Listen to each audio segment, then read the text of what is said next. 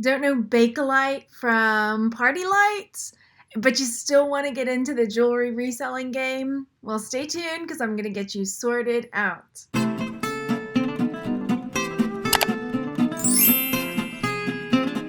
In this video, I'm going to give you 5 tips to get started in thrifting and reselling jewelry on eBay and Etsy without having to spend a ton of money and not get a return on your investment. And make sure you stay tuned until the end because I'm giving you a bonus tip.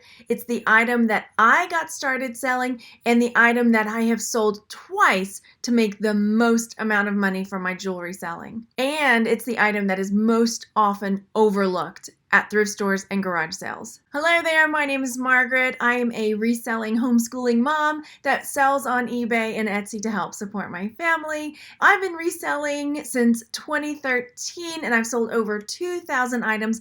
A lot of that is jewelry.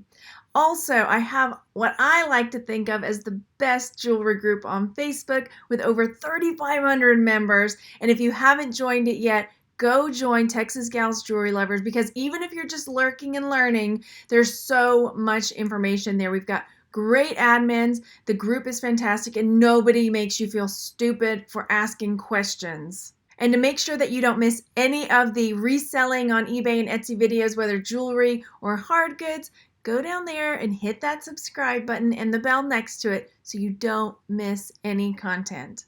So, 5 easy steps to get started reselling jewelry on eBay and Etsy if you choose. Tip number 1 is look for silver and gold. Naturally, that's something that is going to bring in a lot of money, and silver I would say is more common than gold, but it is something that is probably the first thing I look for. And it's usually fairly easy to identify, especially with silver, because you're going to see shiny silver or you'll see a tarnished silver. And once you get a feel for what that tarnished silver looks like, you'll be able to spot it really quickly. So we're going to take a peek at a few items, but I wanted to share with you 2 tools that you definitely need if you're checking out precious metals like gold and silver. One of them is a loop so that you can get in there and see the marks. Now, if I'm out and about, I may not always have my loop with me, and so I'll use my phone and kind of zoom in with the picture. And then the other is a magnet. This is a magnet I use. I think it's funny. It's an expandable magnet. I don't take this one out with me, but I don't lose it in my workroom either. If you remember, if you've watched me for a while, I used to have that little bar magnet and I lost it all the time. So I don't lose this one. So let's take a look at a couple of silver items that are sold from my shop. This is one, and I wanted to point out the mark on the inside of the ring because when you'll find a silver item, usually it will be stamped with a 925. Let me pull that up for you. There it is, upside down. So 925 means that it's 92.5% pure silver. The important thing to remember here is that stamps are cheap, so it always pays to double check and test. So again, the loop, the magnet, and then I have a gold and silver testing kit that I use to double check everything because you don't want to sell somebody something and say it's stamped, it's silver, and then they get it and it's a knockoff and somebody's just stamped it and it's not real. So I'll make sure to link all that down below, and I have videos showing how to use the jewelry testing kits as well. Now, this is an example of a silver piece that was not stamped, so it really paid to have a few of the other tips here and to be able to recognize silver if at all possible. So let's look at the back. So this is the back of this owl and you can see that tarnish. Another way to check it, this works for silver plate as well, is if you really rub on the part that's silver, then it should start shining up for you. And this is another silver bracelet that I've sold recently. And as you can see, many of the items that I sell are tarnished that are silver, but some people prefer tarnished and some people prefer not tarnished. But stay tuned because I will be sharing some silver cleaning kits and jewelry cleaning kits with you guys that I'm going to be trying out called Simple Shine, so stay tuned for that. But most of the time, if it's unless it's really, really, really dirty and tarnished, I don't clean it too much. I might lightly clean it, so I leave the tarnish on. So it'll kind of have that grayish look that's over the silver. And then here's another piece that's really, really tarnished, and I left it on there. And let's take a look. So there's the back of this one. The 925 was really hard to see. And then the 18K, that was for the overlaid little Incan god that was on the front. So it was a mix of silver, and gold. So tip number 1, make sure that you're checking for silver and gold, the tarnish and the stamps, and it's not magnetic, all that good stuff. Tip number 2 is to look for the unusual. So this is something that I love looking for, unusual items. These are things like animals or birds, or I've got a scorpion here I haven't sold yet, but I can't wait to list it because it's something that is really unusual, something that not everybody's going to be able to find. So things to do with sun, moon, stars, horoscope, things that are identifiers for people, that people will say, oh, you know what, I really like alligators, so I'm looking for alligator jewelry, you know. So the unusual. So let's take a look at a few unusual pieces. So you saw this one. This one kind of fell into both categories. It was silver and gold, and it was very unusual. The owl was also a very unusual, striking piece. So this was another one that hits both of those. It's got the silver, and it's an unusual figural piece. So these cactus earrings sold, and these were something that I didn't spend a lot to buy, but they were something really cool that somebody wanted because they like cactus, so they wanted cactus earrings. And the sun, the moon, the stars, this had a sun and the moon with the chain. And so I think I got this at a garage sale for about $1. And this one sold fairly quickly. So things that are a little bit unusual. And spider webs. Come on, spiders, spider webs, bugs, butterflies, those type of things sell. If you look at it and you're like, I don't know, I detest roaches, but if I saw a piece of jewelry that was a roach, I would definitely buy it, not a live roach. But if there was a piece of jewelry that was a roach jewelry, it's so unusual, it would definitely sell. Tell me if you have heard this before. The only jewelry that will sell is precious metals and jewelry with maker's marks. I know I have heard people come to me and say that to me so often when I'm sharing haul videos or I'm saying, oh, I think I can get 20, 30 bucks for this piece. And I'll get comments all the time saying, there's no way that will sell. That doesn't have a maker's mark. Let me know if you have heard that comment as well too. And I'll link a video that I created talking about how to sell jewelry that isn't marked and branded. Tip number 3 is to look for natural items like stones, gemstones, semi-precious gemstones, shells, wood, things like that. So especially gemstones and semi-precious gemstones. Those you can find fairly regularly, and they sell for a fair amount of money and fairly quickly. So what kind of things am I talking about when I'm talking about semi-precious gemstones? I'm talking about things like lapis lazuli, like my earrings here are lapis. Things like malachite, which is green and wavy. Things like tiger's eye, amber. And if you're not sure how to identify these, then I would suggest joining Texas Gals Jewelry Lovers for one. If you come across something that you think might be a gemstone and you're not sure how to tell, one is to take it and hold it in your hands. Real gemstones are usually going to be cool to the touch, except for amber. And then there's a site called Fire Mountain Gems, which sells all kinds of jewelry making supplies, but also has an amazing array of pictures to help identify gemstones, semi-precious gemstones, by their color, by their shape, by their distinguishing marks. Let's take a look at a few of the semi-precious gemstone type jewelry that I've sold lately. I sold these amber drop earrings. These were some that I bought at Savers. I was doing a $5 or less challenge with one of my kids to see, let's go in, find something for $5 or less that we can flip. I bought these for I think about $3 at Savers and sold them fairly quickly. And I do have a few videos about how to identify if amber is real or not, so I'll link that down below. So turquoise is another semi-precious stone that can do really well when you're flipping it. Now you do need to be careful because there's a lot of fake turquoise out there, which is dyed howlite.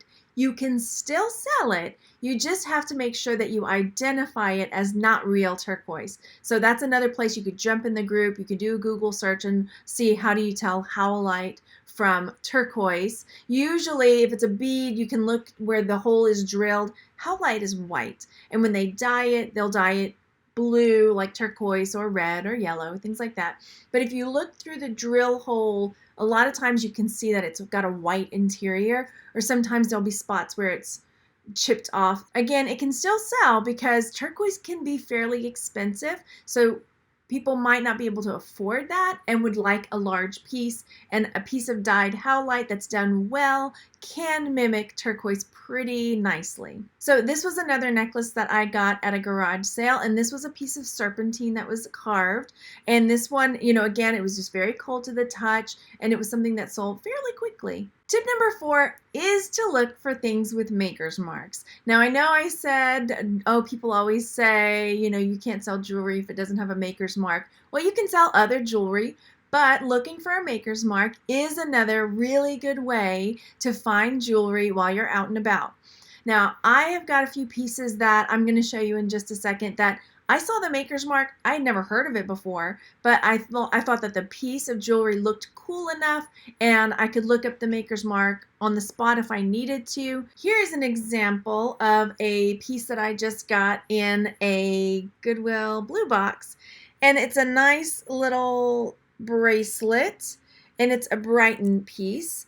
Now let's say you find this and you're not sure what this B stands for because you're just getting started. How do you know, right? How would you know if I can't get it to turn around for you. There, that B. So if you're thinking, I just started, I don't know what that B stands for, then what you can do is if it looks nice enough, like this is a pretty nice Brighton piece, it's not, you know, scuffed up and the wear's not rubbing off, then, you know, you could get it. You could ask in the group. We've got a maker's mark kind of library that we've created in the Texas Gals Jewelry Lovers. So you can go through and look for a mark to see if you can figure out what it is in the group. So let's take a look at some of the pieces that have sold for me lately that have maker's marks. So this bracelet was a pretty nice Premier design bracelet, which Premier is like a house party type of jewelry brand that consultants come to your house and have one of those jewelry parties. So I find a lot of Premier stuff. I don't always sell a lot of it, but this was a really nice piece of Premier jewelry. I'm trying to find the piece that had I can't remember if this one had the maker's mark on it or not, or if I had to look it up. So this was another piece that I sold that I had not heard of the maker on this one before. And as you can see on the back, it says Nye Sterling. So, well, it was Sterling, which is a perk, but Nye is Stuart Nye, and Stuart Nye still makes jewelry and sells it. And so it really helped out that there was this maker's mark on it for me. Sometimes having a maker's mark can bring the price up. Sometimes it really doesn't matter. This was a piece, I had never heard of Lang before, but this was a Lang piece of jewelry, and right there it says Sterling Lang. And I thought, well, it's a swan, it's sterling, I'm going to take a chance on it. And this is a Lucky Brand piece of jewelry. I don't sell a ton of Lucky Brand jewelry, but this Tree of Life with this blue stone underneath I thought was so cool. And it was marked Lucky Brand right on the back for me. This was another one that I had not heard of the maker, and there was some wear to the finish on this bracelet, but I still sold it. I think I took an offer on this one more around $70, but the maker was called Boucher. I'm sure I'm saying that wrong. The maker was Boucher, Boucher, French, I believe. And again, the finish really did have some wear to it, but because of the brand, it still sold for a really good amount of money. My 5th tip about looking for jewelry to resell is to check the item carefully for damage before you pay for it and bring it home. I've got a few pieces here that I want to share with you. The first is this cool cloisonne bracelet. I love cloisonne personally, and I thought at first when I saw it that it was in the Goodwill blue box as well, I thought, oh, I'll just add this to my cloisonne bracelets. It's not the bending part that's the problem. On the inside, there's this spot right here. You can see where it's kind of indented in. It's broken there, and a friend in the chat did mention I could put something there to even it out, but it's something to be aware of, because if you sold this and didn't disclose, I'm trying to get where you can see it, because it's going to, I mean, just rubbing my finger on it is really scratching, but I couldn't sell it. I could probably fix it for me, but I probably would not sell it. So there's that. There's some more damage right there. Yeah, there's some more damage like that. It looks like I got ran over, poor thing. Another thing is like this is a bracelet. What was this? American Eagle Outfitters. But you can see, and you'll see something like this on a lot of other jewelry, where that finish, that silver tone finish, just started like getting rubbed off, and you can kind of see the base metal underneath it. So there might be brands that you could do okay with like this, but for the most part, once I see that, I just put this into a lot of other jewelry that I sell in a big lot. I think I've sold maybe an Alex and Annie bracelet that had some wear to it like that, but it's still sold, not for a ton. And this one is a conundrum for me that I don't think I'm going to sell it. It is a marked piece. It's a Monet. It's got a hang tag over here. And I also love bracelets that have safety chains, which is this chain right here. So if this bracelet popped open, the safety chain would keep it from flying off your wrist, right? But the one thing it does have is wear along these edges. Now, I don't know. I might still be able to sell it, but it bothers me. And I know it looks kind of like, well, maybe it's supposed to be that way, but there are spots where you can see that the gold finish was on that as well. I don't know if I can get it to show you. I mean, I may try, but it kind of bummed me out that the finish is not amazing on this piece anymore. So that's something that I probably won't sell because of that, even though it's marked Monet. So those are my 5 tips, but here's my 6th tip. My entry point, my gateway jewelry into selling jewelry of all types, my gateway jewelry into selling jewelry was men's accessories.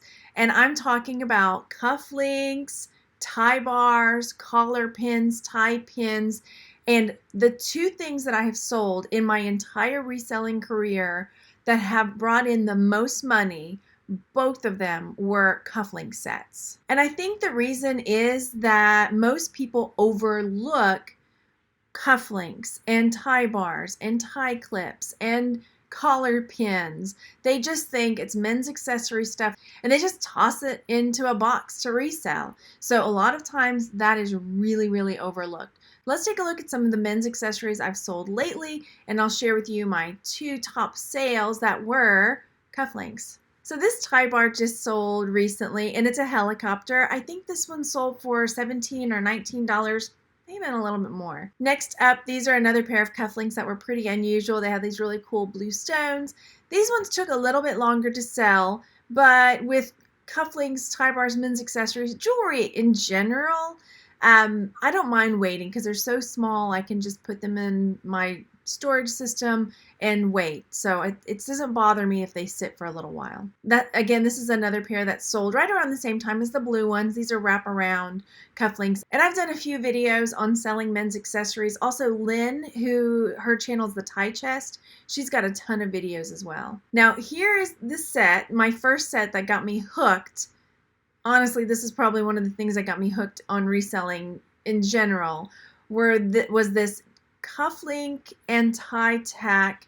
They're gold and jade, and I sold them. They went to Germany. They sold for $400. I bought this set for $4 at a garage sale. And the other set of cufflinks I bought for $1 at a thrift store. They were cufflinks that had a chain, and what clued me into them being something special was that they were marked, but they had British hallmarks on them. So they're not like United States. It didn't say 18 karat gold or 14 karat gold or any of that. It had like a crown, and they have symbols in their system.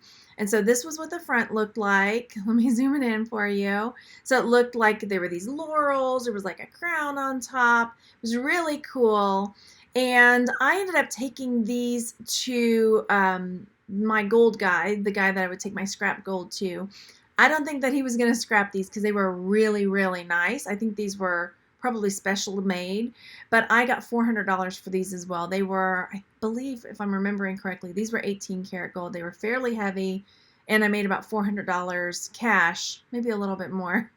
on these cufflinks that I paid $1 for. Those are my 5 tips in my bonus. Let me know if you have sold any jewelry or what's keeping you. Start small. Maybe just start looking for silver, or start looking for things with semi-precious gemstones and rocks, minerals, things like that. Just pick one area and start diving into that. Just look for that and then start branching out, because that's how I got started. I just went in looking for men's accessories and slowly started branching out from there. Go down there and let me know how you liked this video. Give it a thumbs up if you learned something new. Thumbs down if you didn't. It's great feedback for me, so I'll know how to direct my channel in the future. And I will see you on the next one. Thanks so much for watching, everybody. Bye. And I'll link a video to share 5 EV 5 VV 5 EV.